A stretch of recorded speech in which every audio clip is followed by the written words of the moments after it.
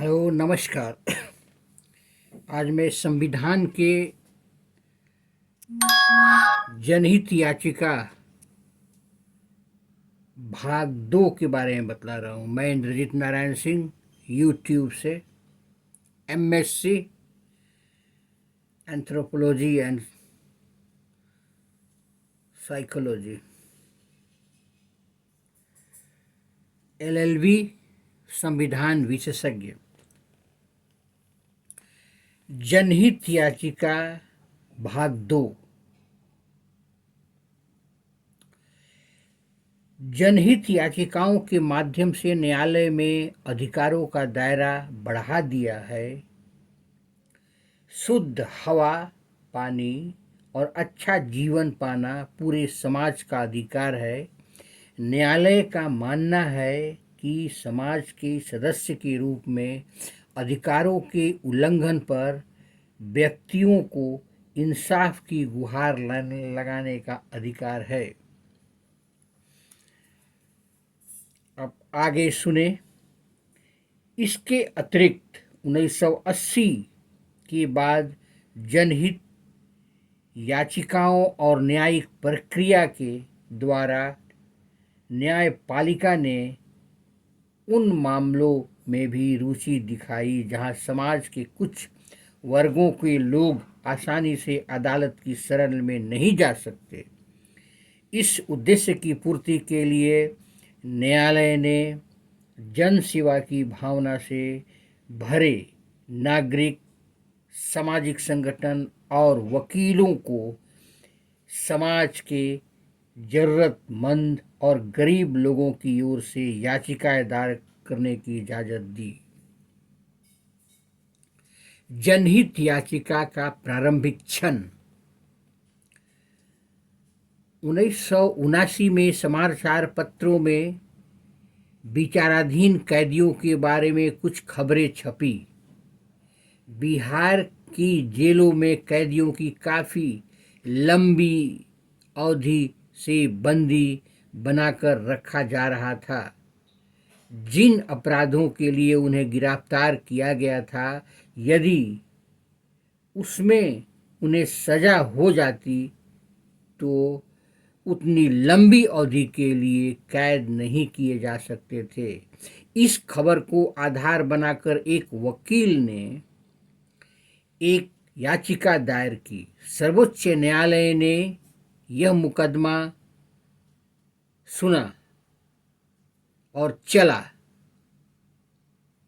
यह पहली जनहित याचिका के रूप में प्रसिद्ध हुई। इस मुकदमे में हुसैन आरा खातून बनाम बिहार सरकार के नाम से जाना जाता है। अब आए दूसरा।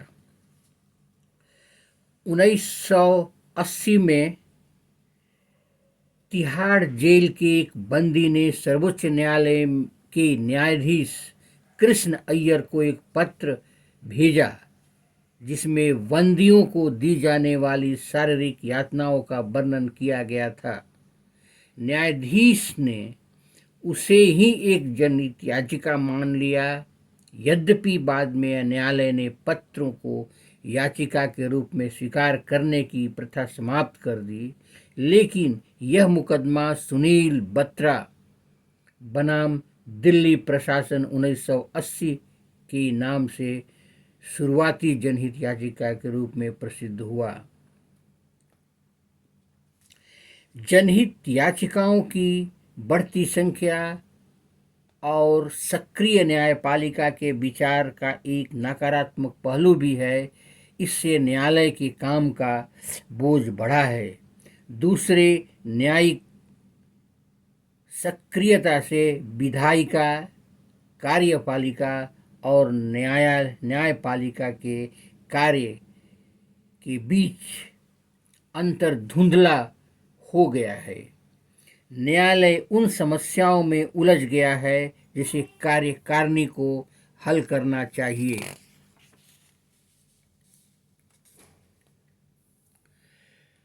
उदाहरण के लिए वायु और ध्वनि प्रदूषण दूर करना, भ्रष्टाचार के मामले की जांच करना, चुनाव सुधार करना, वास्तव में न्यायपालिका के काम नहीं है। ये सभी कार्य विधायिका को की देखरेख में प्रशासन को करना चाहिए।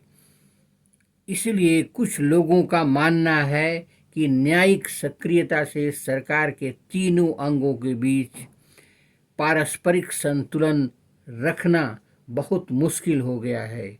लोकतांत्रिक शासन का आधार यह है कि सरकार का हर अंग एक दूसरे की शक्तियों और क्षेत्राधिकार का सम्मान करे। न्यायिक सक्रियता से इस लोकतांत्रिक सिद्धांत को आघात पहुंच सकता है। धन्यवाद। आप मेरे चैनल को लाइक करें, सब्सक्राइब करें। अभी मैंने जनहित याचिका का भाग 2 आपके सामने प्रस्तुत किया। सब्सक्राइब जरूर करें। धन्यवाद।